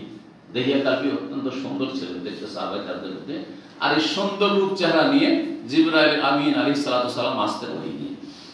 তো দেহিয়া কালবি এসে বলেন, ইয়া রাসূলুল্লাহ, ইয়া নবী, আল্লাহর নবী, আতেনি জারিয়াতাম মিনাস সাবী, অনেক দাসী দেখছি এখানে বন্দী, তো একটা আমাকে দেন, কারণ আমার প্রয়োজন আছে একটা দাসী। যারা যোদ্ধা তাদের মাঝে বিতরণ করবেন, কিন্তু কোনটা কার ভাগে দিবেন সেটা রাসূলুল্লাহ সাল্লাল্লাহু আলাইহি ওয়াসাল্লামের ইখতিয়ার, তাই না? কিন্তু উনি প্রথম খানিক চাইলেন, প্রথমে চাইলেন তো ঠিক আছে তুমি এটা নিয়ে যাও, একটি দেন আমাকে বন্দী হতে দাসী। কালা ইযহাব, তাকে ইখতিয়ার দিয়ে দিলেন, কি বললেন, ফাখুদ জারিয়া, যাও, অনেক বন্দী আছে, দাসী আছে, তার একটা তুমি নিয়ে নাও। একবারে তাকে পুরোপুরি অপশন দিয়ে দেওয়া হলো, স্বাধীনতা, তুমি একটা সেখান থেকে নিয়ে নাও, যে কোনো একটা। সে দেখে সবচেয়ে সুন্দরী যেটা এবং সবচেয়ে প্রভাবশালী, আর খাইবারের যে বনু নাজির আর বনু কুরাইজা দুটো ইহুদি গোত্র, এদের নেতা এই সাফিয়া রাদিয়াল্লাহু তাআলা বাবা, তিনি ছিলেন নেতা হুয়াই বিন আখতাব। হুয়াই বিন আখতাব ইহুদিদের বড় নেতা, সরদার, মানে আজকালকার রাষ্ট্রপতি, আজকালকার প্রধানমন্ত্রী, ওর মেয়ে, বুঝা গেছে না? আর তখন গোত্রীয় শাসন ছিল, ও এটাকে নিয়ে নিয়েছে। সাফিয়া বিনতে হুয়াই বিন আখতাব, ওর বাপের নাম, তার বাপের নাম ছিল হুয়াই বিন আখতাব আল ইহুদি। ফাজা রাজুলুন ইলা নবী সাল্লাল্লাহু আলাইহি ওয়াসাল্লাম, জনৈক ব্যক্তি নবী সাল্লাল্লাহু আলাইহি ওয়াসাল্লামের কাছে আসলো। যখন দেহিয়াকে দেখেছে, আরে সরদার নেতার মেয়ে এই দেহিয়ার কাছে, একটা সাধারণ মানুষের কাছে, না আবু বকরের কাছে, না ওমরের কাছে, না উসমানের কাছে, না রাসূলুল্লাহর কাছে, এটা কেমন কথা হলো? এটা তো শোভা পায় না, বেমানান হয়ে যায়, তাই না? তো এসে বলছেন যে, ইয়া নবী, আল্লাহর নবী, আতাইতা দাহিয়াতা সাফিয়াতা বিনত হুয়াই, আপনি দাহিয়াকে হুয়াইয়ের মেয়ে সাফিয়া নামক দাসী দিয়ে দিয়েছেন সাইয়্যিদাতা কুরাইজা ওয়ান নাজির, যিনি বা যেই ভদ্র মহিলা কুরাইজা এবং বনু নাজির দুটো ইহুদি বংশের, তিনি রানী, সরদার, সরদার মেয়ে সরদার, হ্যাঁ, রাজার মেয়ে রানী, রাজকুমারী, তাকে দিয়ে দিয়েছেন। লা তাসলুহু ইল্লা লাকা, সেটা আপনার ছাড়া কারো জন্য শোভা পায় না। এই মেয়ে, এই দাসী আপনার ছাড়া কারো জন্য মানানসই নাই, উপযোগী নাই, উচিত হবে না মনে হচ্ছে। কারণ নবী সাল্লাল্লাহু আলাইহি ওয়াসাল্লাম তো জানছেন না, ওহী না হলে তা জানতে পারেন না, বলে গেছে যে একটা নিয়ে নাও। কালা, তখন বললেন নবী সাল্লাল্লাহু আলাইহি ওয়াসাল্লাম, উদউহু বিহা, দেহিয়াকে ডাকো, সাফিয়াকে নিয়ে, ওকে বলো যে ওই যেটা নিয়েছে ওইটা নিয়ে আমার কাছে আসতে বলো। ফাজা বিহা, সাফিয়াকে নিয়ে আসলেন দাহিয়া। ফালাম্মা নাযারা ইলাইহি নবী সাল্লাল্লাহু আলাইহি ওয়াসাল্লাম, দেখলেন মেয়েটিকে যে এটি হচ্ছে এখানকার যে শাসক, এখানকার যে সরদার, নেতা, তার মেয়ে, ভদ্র মহিলা। দেখার পরে বললেন যে, কালা খুদ জারিয়াতুন মিনাস সাবী গায়রাহা, এটি বাদ দিয়ে অন্য কোনো একটি তুমি দাসী নিয়ে নাও, বন্দীদের থেকে অন্য কোনো একটি দাসী নিয়ে নাও। কালা, বর্ণনাকারী বলছেন আনাস রাদিয়াল্লাহু আনহু, ফাআতাকা নবী, তারপরে নবী করিম সাল্লাল্লাহু আলাইহি ওয়াসাল্লাম এই সাফিয়া রাদিয়াল্লাহু তাআলা আনহাকে স্বাধীন করে দিলেন, হয়ে গেছিল কি দাসীতে পরিণত হয়েছে। কারণ জিহাদের ময়দান থেকে যারা এইভাবে আসবে, ইসলামী শরীয়তের বিধান হচ্ছে তারা দাস এবং দাসীতে পরিণত হবে বন্দী হয়ে। কারণ বন্দীদের তো সমস্যার সমাধান লাগবে। আজকাল সমস্যার সমাধান হচ্ছে জেল, তাই না? তারপরেও জেলে কতজনকে রাখবে? ওরও তো একটা ক্যাপাসিটি আছে, 5,000 10,000 রাখবে, তারপর বাকিগুলো করতে পারবে। যদি 50,000 হয়, এর আগে বলে যে 90,000 1 লাখ করতে পারবে, তাই না? আছে ক্যাপাসিটি করতাম 1 লাখ করতে পারবে ক্যাপাসিটি। তার সমাধান লাগবে। আর ইসলাম 1400 বছর আগে তখন জেলখানার কল্পনা করা যায় কোথায় আর্থিক অবস্থা যে জেলখানার ব্যবস্থা করা হবে। সুতরাং ইসলাম যে বড় একটা সুন্দর একটা সমাধান দিয়েছে যে এরা যাতে করে মোটামুটি সসম্মানে থাকতে পারে, তাদের যে মানবিক চাহিদা আছে সেটা পূরণ করতে পারে। সুতরাং মনিবের বাড়িতে গিয়ে দাস দাসী হয়ে থাকবে, সেখানে খাওয়া দাওয়া পাবে এবং দাস দাসী মনিবের সংসারের কাজকাম করবে ইত্যাদি ইত্যাদি, যেসব আরো মাসাইল রয়েছে। দাসক অথবা দাসী। অন্য একটি তুমি দাসী নিয়ে নাও বন্দী হতে। তাআলা নবী সাল্লাল্লাহু আলাইহি ওয়াসাল্লাম কি করলেন? স্বাধীন করে দিলেন তাকে। স্বাধীন করার পরে তাজাওয়াজাহা, বিয়ে করলেন। স্বাধীন করে দেয় একটা দাসীকে, এটাই বড় অনুগ্রহ রাসূলুল্লাহ সাল্লাল্লাহু আলাইহি ওয়াসাল্লামের পক্ষ থেকে। কারণ নবী সাল্লাল্লাহু আলাইহি ওয়াসাল্লাম ইচ্ছা করতেন ওকে দাসী করে রেখে দিতেন। তাহলে দাসী হলে কি হতো? ওই পণ্যের মতো বিক্রি হতো। ইচ্ছা করলে যে কোনো জায়গায় আপনি বিক্রি করলেন, তারপর আকাশ বিক্রি হলো, আকাশ বিক্রি হতে থাকলো। আর কোনো ব্যক্তি মালিকানা নেই। যখন ব্যক্তি মালিকানা নেই তার মানে তার ইনকামগুলি সবগুলি মনিবের কাছে যাচ্ছে না। এখন ব্যক্তি মালিকানা আসলে যখন হল, স্বাধীন হয়ে গেল। তো স্বাধীন হয়ে যাওয়াটা বড় একটি সম্মান, জি, দাসত্ব থেকে। তো নবী সাল্লাল্লাহু আলাইহি ওয়াসাল্লাম স্বাধীন করে দেওয়ার পরে বিয়ে করলেন। ফাকার লাহু সাবিত, তখন সাবিত বললেন, ইয়া আবু হামজা, ইয়া আবু হামজা। সাবিতুল গুনান আবু হামজা। আনাস রাদিয়াল্লাহু তাআলা কুনিয়ত, তাকে বলছেন মা আসদাকাহা। আনাস রাদিয়াল্লাহু তাআলা যেহেতু হাদিস বর্ণনা করছেন যে নবী সাল্লাল্লাহু আলাইহি ওয়াসাল্লাম তাহলে তাকে এই সাফিয়াকে কি মোহর দিয়েছিলেন, মোহরানা কি দিয়েছিলেন? কালা নাফসাহা, ও ও সেই হচ্ছে মোহরটা।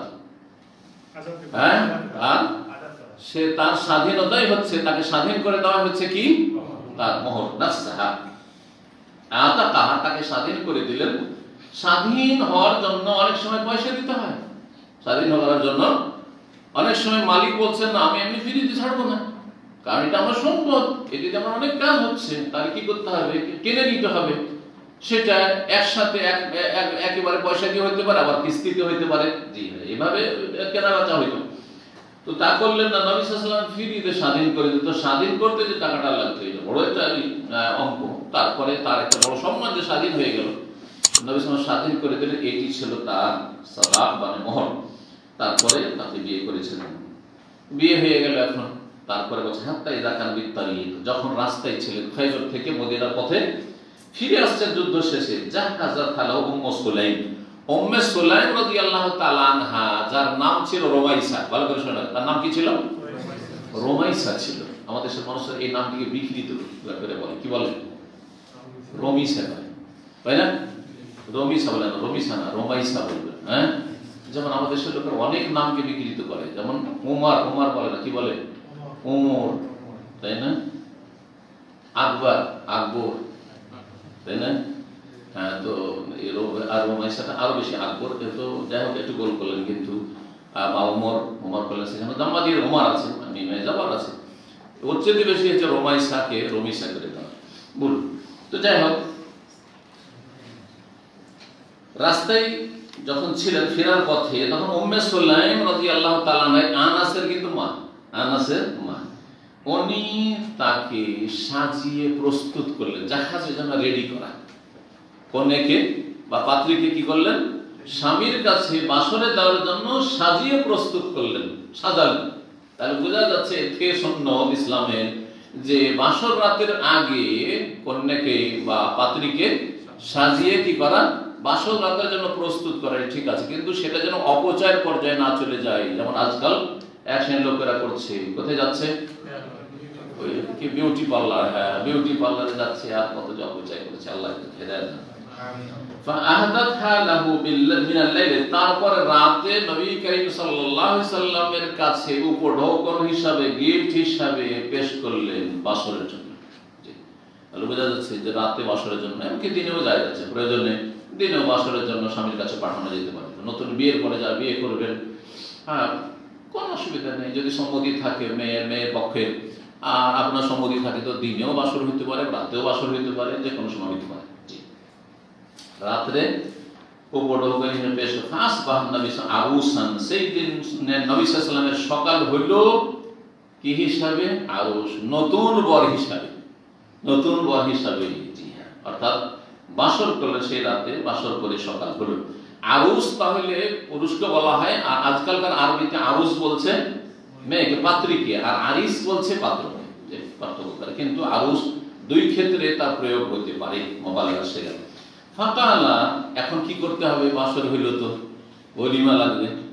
এখন নবী সাল্লাল্লাহু আলাইহি ওয়াসাল্লাম সকালে বলেন, মান কানা ইনদাহু শাইউন ফালিয়াজিবি, কারো কাছে যদি কোনো কিছু থাকে তো নিয়ে আসুন, একটু ওলিমা করে কিছু নেই তো নিয়ে আসুন সবাই। হ্যাঁ, একটু একটু করে দিলে কিছু হয়ে যাবে এখানে, তারপর সেটা দিয়ে কি হয়ে যাবে? এটা ওলিমা হয়ে যাবে। ফালিয়াজিবি, নিয়ে আসুন। ওয়াবাসাতা নেতা আন, আর একটা দস্তরখান বিছিয়ে দিলেন, দস্তরখান বিছিয়ে দিলেন। ফাজাআলা রাজুলু ইয়াজিবু তামরি, কোন ব্যক্তি খেজুর নিয়ে আসতে লাগলো, যার কাছে যা আছে, দু চারটা খেজুর আছে তাই নিয়ে আসলো। ওয়াজাআলা রাজুলু ইয়াজিবু বিসামনে, আবার কোন মানুষ ঘি নিয়ে আসলো, খেজুর ঘি। কাল ওয়া আহসিবু কাদ যাকারা সাউই, আর আমার মনে হচ্ছে যে এরকম বলেছেন যে আবার কোন কোন মানুষের কাছে ছাতু ছিল, ছাতু নিয়ে আসলো, তো ছাতু হইল, আটার কাজ হইল, ঘি হইল, আর খেজুর হইল। এই সব মিলিয়ে জুলিয়ে ঠিক করলে কাল ফাহাসু হাইসান, হাইস নামক খাবার তৈরি করলে, মানে এক ধরনের হালুয়া টাইপের, যেমন গুড়ের ক্ষীর আমরা খেতাম, চিনিরও খাই আজকাল, কিন্তু আমরা ছোট্ট করে কি গুড়ের আইখা বুঝেন, মাখিয়ে কি বলেন, আইখা, মাশাআল্লাহ, বুঝছেন। হ্যাঁ, তো আম ভাষায় ক্ষীর, সব ক্ষীর, সব কিছু মিক্স করে। ফাকানাত ওয়ালিমাত রাসূলুল্লাহ, এই ছিল রাসূলুল্লাহ সাল্লাল্লাহু আলাইহি ওয়াসাল্লামের ওয়ালিমা, এই ছিল রাসূলুল্লাহ সাল্লাল্লাহু আলাইহি ওয়াসাল্লামের ওয়ালিমা। আর একটি হাদিস আমরা পড়ব, কারণ আমাদের স্টেশনে পৌঁছতে হবে। 13 নম্বর অধ্যায়, বলেন বাবুন, এই অধ্যায় হচ্ছে ফি কাম তুসাল্লিল মারআতু মিনাস সিয়াম, মহিলারা কয়টি কাপড়ে সালাত আদায় করে। এতক্ষণ তো পুরুষদের জানলাম যে পুরুষদের একটি কাপড়ে সালাত হবে, কিন্তু মহিলাদের জানতে পারিনি। এখন মহিলার মাসলা শুনেন, মহিলার জন্য সালাত আদায় করার ক্ষেত্রে কয়টি কাপড় লাগবে। ওয়াকাল ইকরিমা প্রখ্যাত তাবী বলছেন, লা ওয়ারাদ জাসাদাহা ফি সাওবিন জাযা, যদি কোন মহিলা একটি কাপড়ে গোটা শরীর ঢাকতে পারে তো জায়েজ, একটি কাপড়ে সালাত হবে। এত লম্বা কাপড় যে মাথা থেকে শুরু করে, চেহারাগুলো থাকবে, মাথা থেকে শুরু করে মাথার চুল ঢাকা আছে, আর গোটা শরীর ঢাকা একেবারে টাকনো পর্যন্ত, তাহলে জায়েজ, তাতে সালাত আদায় করা। এই এরকম জরুরি নয় যে মহিলার জন্য কি হইতে হবে, দুটো কাপড় দিতে হবে অথবা তিনটা হইতে হবে, এরকম কিছু নয়। কিন্তু গোটা শরীর ঢাকা থাকতে হবে, কারণ আল মারআতু আওরা।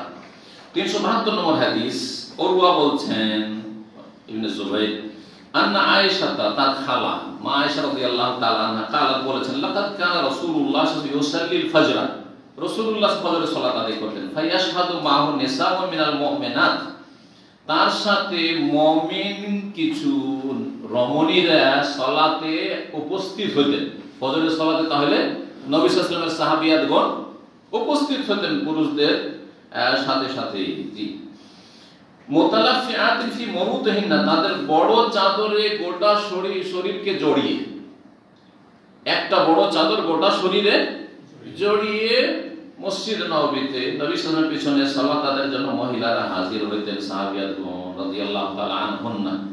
সুম্মা ইয়ারজিনা ইলা বুয়ুতিহিন্না, তারপরে তারা সালাতের পরে ফিরে আসতেন বাড়ির উদ্দেশ্যে। মা ইয়ারিফুহুন্না আহাদ, এত অন্ধকার হয়ে থাকতো যে তাদের কেউ চিনতে পারতো না, তাদের কেউ চেহারা খোলা থাকলেও চিনতে পারতো না, চেনে মহিলাদেরকে দেখলে। কারণ পর্দা, এখনো পর্দা হুকুম নাযিল হয়নি হয়তো, অথবা পর্দা হুকুম নাযিল হয়েছে ষষ্ঠ হিজরিতে, তার আগে ওই মেয়েদেরকে দেখেছেন, তাহলে চিনেন যে এটা কার মেয়ে আর কার স্ত্রী চিনেন, কিন্তু দেখেও চিনতে পারতেন না, কারণ এখন অন্ধকার আছে, ভোরের অন্ধকার এখনো আছে। তাহলে কত আগে ফজরের সালাত হইতো, সালাত পড়ে মহিলারা বাড়ি যাচ্ছে, দেখেছি না, যাচ্ছে না।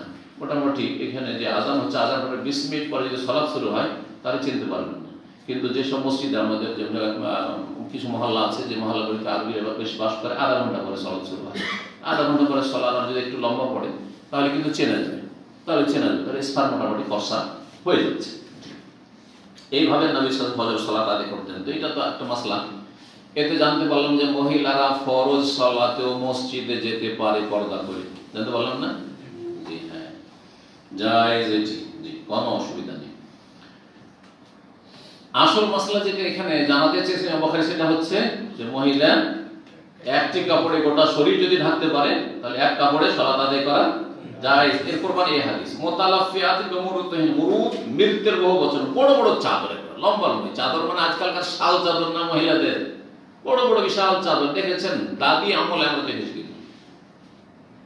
মায়েদের আমলে তো বোরকা চলে এসছে আমাদের, কিন্তু দাদি আমলে দেখেছি এত বড় বড় চাদর থাকতো যে এখান থেকে মাথা থেকে ঘুমটাতে ধরে থাকতো, আর এদিকে জমিনে জমিনে ঘষা দিতে এত লম্বা চাদর থাকতো, বড় জড়িয়ে থাকতো জি মহিলারা, এভাবে পর্দা করতেন গ্রামের মাঝে মহিলারা। তো এইরকম কাপড় পরে দিতেন, তার ভিতরে কাপড় কোনো শক্ত নেই, যদি সেই কাপড় গোটা শরীরে জড়িয়ে থাকে, লজ্জা স্থান গোটা শরীর পুরো ঢাকা থাকে, কোনো অসুবিধা নেই। এই হচ্ছে দলিল। 14 নম্বর অধ্যায় হচ্ছে বাবু, এই অধ্যায় হচ্ছে ইজা সাল্লা ফি সাওবিল্লাহু আলাম, কেউ যদি এমন কোন কাপড়ে সালাত আদায় করে যাতে নকশা খচিত রয়েছে, নকশা করা সালাত, নকশা করা কাপড়, নকশা করা কাপড়, নকশা করা কাপড় তো এখানে করে দেখছে না, কিন্তু বাংলাদেশি পাঞ্জাবিগুলো আজকাল খুব নকশা করা আছে না, নকশা করা, এটা উদাহরণ দেওয়া যেতে পারে। আর আফ্রিকার আপনার কিছু কিছু দেশ আছে, ওরা সবাই নকশা পড়ে, মহিলারাও নকশা কাপড় আর পুরুষরাও নকশা কাপড় পরে, দেখেছেন যারা হজের সময় দেখেছেন এরকম, হয়তো নাইজেরিয়ার লোক, সুডানেরও কিছু আছে, তো সুডানরা পপুলারিটি রয়েছে, কিন্তু অন্যরা খুব বেশি পড়ে। তো যদি কোনো এমন কাপড়ে সালাত আদায় করে যে কাপড়ে কি রয়েছে, নকশা খচিত রয়েছে, মানে নকশাওয়ালা কাপড়, ও নাযারা ইলা আলামিহা, আর সালাত পড়তে গিয়ে সেই সব নকশার দিকে যদি নজর পড়ে, বারবার নকশার দিকে নজর যাচ্ছে, এতে খুশু খারাপ হচ্ছে না, সালাতের যে একাগ্রতা, সালাতের যে খুশু, সেটা নষ্ট হচ্ছে বা সেটা ব্যাহত হচ্ছে। এই জন্য অনুত্তম, নকশাওয়ালা কাপড় পরে সালাত আদায় করা মাকরুহ, অনুত্তম, মানে অপছন্দনীয়। এইরকমই মুসাল্লা, আজকালকার একবারে হাতে নাতে বাস্তব আপনার মাসলা, সেটা হচ্ছে আজকালকার অধিকাংশ মুসাল্লা জায়েজ নামাজগুলি হচ্ছে নকশা খচিত, আর এমন আকর্ষণ নকশা, লাল রং, আকর্ষণীয় রং, আর বিভিন্ন রঙে এমন সাজা আছে, সালাত পড়ছেন, ও দাঁড়িয়ে আছেন, তা ওইদিকে নজর, রূপবতী ওইদিকে নজর যাচ্ছে, সেজদাতে ওইরকমই নজর যাচ্ছে, এত আকর্ষণীয় কার্পেটে অথবা জায়েজ নামাজের সালাত আদায় করা অপছন্দনীয়, অপছন্দনীয়। এইরকমই সামনে পর্দা, যার পর্দা ঝোলা আছে, ঘরের পর্দা, ঘরে পর্দা থাকছে না, অনেক নকশাওয়ালা পর্দা অনেকের বাড়িতে থাকে, আর সালাত আদায় করার সময় ওইদিকে নজর যাচ্ছে, তো এটা অপছন্দনীয়। এই হচ্ছে এই অধ্যায়ের উদ্দেশ্য। 373 নম্বর হাদিস, মায়েশা রাদিয়াল্লাহু তাআলা আনহা বর্ণিত, আন্না নবী সাল্লাল্লাহু আলাইহি ওয়াসাল্লাম ফি খামিসাতিল লাহা আলাম, নবী সাল্লাল্লাহু আলাইহি ওয়াসাল্লাম একবার সালাত আদায় করলেন এমন একটি চাদরে যেটাতে নকশা খচিত ছিল। কি ছিল? নকশা ছিল। আলাম, আলামের বহুবচন। ফানাযারা ইলা আলামে নাযরাতান, একবার দৃষ্টি পড়লো, নজর পড়লো সেসব নকশার উপর, নকশার দিকে চলে গেল নজরটা সালাতের অবস্থায়। ফালাম্মান সারাফা, তারপরে যখন সালাম ফিরলেন, কালা বল ইযহাবু বিখামিসাতি হাযিহি ইলা আবি জাহাম, এই আমার নকশা খচিত চাদরটিকে আবু জাহামের কাছে নিয়ে যান। আসল ঘটনাই ছিল যে আবু জাহাম নামক সাহাবী নবী করিম সাল্লাল্লাহু আলাইহি ওয়াসাল্লামকে এইরকম নকশা করা সুন্দর কাপড়, দেখতে খুব সুন্দর ছিল, ওইটি তিনি হাদিয়ে দিয়েছিলেন, গিফট করেছিলেন, ইয়া রাসূলুল্লাহ এটা আপনার জন্য গিফট। ঠিক আছে, চাদর গ্রহণ করলেন, তাতে কোনো হারাম ছিল না, মানে রেশম ছিল না, কিন্তু একটু নকশা ছিল। কিন্তু সালাত পড়তে গিয়ে একবার নজর পড়তে দেখলেন না, এটা খুশু কি হচ্ছে, ডিস্টার্ব হচ্ছে। তখন সালাম ফেরার পরে বললেন যে আমার এই চাদরটি আবু জাহাম আমাকে হাদিয়ে দিয়েছিল, ওর কাছে নিয়ে যাও, ফেরত নিয়ে যাও। ওয়া তুনি বে আম্বাজানিয়াতি আবি জাহাম, আর আবু জাহামের কাছে আম্বাজানি নামক কাপড় রয়েছে, সাদা কাপড় যেটাতে কোনো নকশা নেই। আম্বাজানি কাপড় এমন এক কাপড় যে কাপড়ে সেই যুগে কোন রকমের নকশা খচিত থাকতো না, সেই কাপড় নিয়ে আসো। আম্বাজানি কাপড় কেন বলা হয়? আম্বাজান নামক একটি জায়গা মানে ছিল যেখানে এই কাপড় তৈরি হতো, যেমন টাঙ্গাইলের শাড়ি আর পাবনার লঙ্গি বা গামছা, গামছা কোথাকার? হ্যাঁ, ওইদিকে, হ্যাঁ, আরো বিভিন্ন জায়গায় তৈরি হয়। জি হ্যাঁ। তো আমাদের অঞ্চলে আছে, বিভিন্ন অঞ্চলে বিভিন্ন কাপড় তৈরি হয়, তো সেগুলো ওই অঞ্চলের সাথে সম্পৃক্ত করা হয়, যে অমুক এলাকার কাপড় এটি। তো আম্বাজান একটি জায়গা, ওই জায়গার সাথে সম্পৃক্ত করে এই সাদা কাপড়, যাতে কোনো নকশা থাকতো না, ওই রকম একটি কাপড় এর বদল নিয়ে আসে। ফাইন্নাহা আলহাকনি আনিফান আন সালাতি, কারণ এই নকশা খচিত কাপড়টি আমাকে আমার সালাত থেকে উদাসীন বা অনবহিত করে দিয়েছে, আমাকে একটু গাফিল মশগুল করে দিয়েছে, একটু মনটা ওইদিকে চলে গেছে বা নজরটা ওইদিকে চলে গেছে, আমার খুশুটা একটু খারাপ হয়েছে, আমি এটা চাই না, এটা খেয়াল করো। এখান থেকে বেশ কিছু মাসলা বোঝা গেল, কিন্তু হাদিসটা সেরে নিয়ে হিশাম বিন উরওয়া বলছেন তার পিতা থেকে বর্ণনা করে উরওয়া বিন জুবাইর থেকে, আর তিনি তার খালা আয়েশা রাদিয়াল্লাহু তাআলা আনহা থেকে নবী সাল্লাল্লাহু আলাইহি ওয়াসাল্লাম বলেন কুনতু আনজুরু ইলা আলামিহা। ওই হাদিসে রয়েছে আমি তার নকশাগুলির দিকে দেখছিলাম, মানে সালাত অবস্থায়, ওয়ানা ফিস সালাত, সেই সময় সালাতে ছিলাম, নজর এমনি পড়বে, শরীরে কাপড় থাকলে নজর পড়বে। ফাআখাফু আন তাফতিনানি, আমাকে ভয় লাগলো যে আমাকে ফিতনায় না ফেলে দেয়, সালাত অবস্থায় ফিতনায় না ফেলে দেয়। ফিতনা কি? ফিতনা মানে মারামারি আর লড়াই খালি না, ফিতনা মানে হচ্ছে আমাকে, আমার মনটাকে ওইদিকে টেনে না নেয় আর আমি সালাতে অমনোযোগী না হয়ে যাই, এটা আমি চাই না। সুতরাং এই কাপড় ফেরত নিয়ে যাও, ফিরিয়ে দাও, আর আম্মা জানি সাদা কাপড় আছে তার কাছে, ওই কাপড়টা নিয়ে আসো। এখান থেকে একটি মশলা জানা গেল যে কেউ যদি কোনো হাদিয়া গিফট দেয় আর সেটা আমার প্রয়োজন নেই, আমি ব্যবহার করতে পারবো না, খামাখাতে আমার বাড়িতে পড়ে থাকবে, তাহলে সেটা ফেরত করা যায়। যেমন আমাকে অনেকে বিভিন্ন জায়গায় সেগে ঘড়ি নেন, ঘড়ি করবো কি, আমি আল ফাজর ছাড়া অন্য ঘড়ি ব্যবহার করি না, আমার কাছে অনেক দামি দামি ঘড়ি কেউ গিফট করেছে, বেকার 1-2 বছর 6 মাস পড়ে থেকেছে, তারপরে কাপড় খুঁজেছি কাকে দেবো কাকে দেবো, কাউকে দিয়েছি, যার নসিবে তাকে দিয়েছি, করবো না ওইসব ঘড়ি, কারণ ওইসব ঘড়িতে আমার ফায়দা তো নেই। টাইম দেখাতো মোবাইল আছে, আজকাল ঘড়ির কোনো প্রয়োজন আছে? একটা প্রয়োজন শুধু আছে, সেটা আমি প্রয়োজন বোধ করি, সেটা হচ্ছে হাতের নাগালে আমি সালাতের টাইম দেখতে পাচ্ছি, আল ফজর বা আল আসর, এই দুই রকম ঘড়ি, যদিও চাই না ঘড়ি। কিন্তু এই ঘড়ি 200-300 টাকা হয়তো, সস্তাগুলো যেটা ওটা আপনি হয়তো 100 টাকা পেয়ে যাবেন, কিন্তু কথা হচ্ছে যে আমি সালাতের টাইম গুলো, ইশরাকের টাইম, সর্বোচ্চ সালাতের টাইম সব দেখতে পাচ্ছি, সেই জন্য ঘড়ি রাখি। আমি জিনতের জন্য ঘড়ি রাখি না, আমি এই সাথে ঘড়ি রাখি। এখন অন্য আমার দামি ঘড়ি 1000, 1500, 2000 এর ঘড়ি দিয়ে আমি করবো রাখি, কোনো ফায়দা নেই, আমার এই 300 টাকাটাই যথেষ্ট। তো কারণ এটা আমার খরচ, আমি বলেছি যে ভাই এটা লাভ নেই আমাকে দিয়ে, তো আপনি যদি আমাকে ব্যবহারের জন্য বলেন তো এটা লাভ নেই, আমি অন্য কাউকে দিই, কারণ আমি ব্যবহার করতে পারবো না। জায়েজ, ঠিক না?